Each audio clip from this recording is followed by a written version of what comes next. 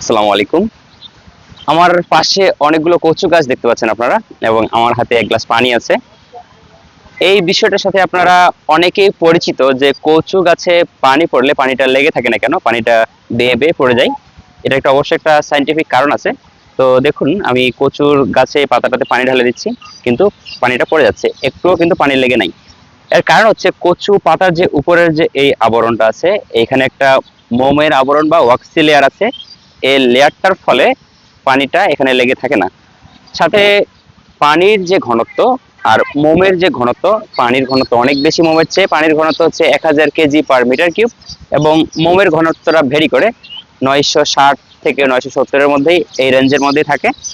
তো এই যে প্রকৃতির এই নিজে থেকে স্বচ্ছতার যে প্রক্রিয়াটা, জীবাণুমুক্ত রাখার এই প্রক্রিয়াটাকে বলা হয় লোটাস ইফেক্ট। এই ইফেক্টকে কাজে লাগিয়ে বর্তমানে বিজ্ঞানীরা বিভিন্ন স্বয়ং প্রযুক্তি আবিষ্কার করছেন। চমকপ্রদ ভিডিও পেতে অ্যাগ্রোমাইন্ডের ফেসবুক পেজটি ফলো দিয়ে সাথে থাকুন, এবং অ্যাগ্রোমাইন্ডের ইউটিউব চ্যানেলে সাবস্ক্রাইব করতে কমেন্ট বক্সে দেওয়া লিঙ্কে ক্লিক করুন। ধন্যবাদ।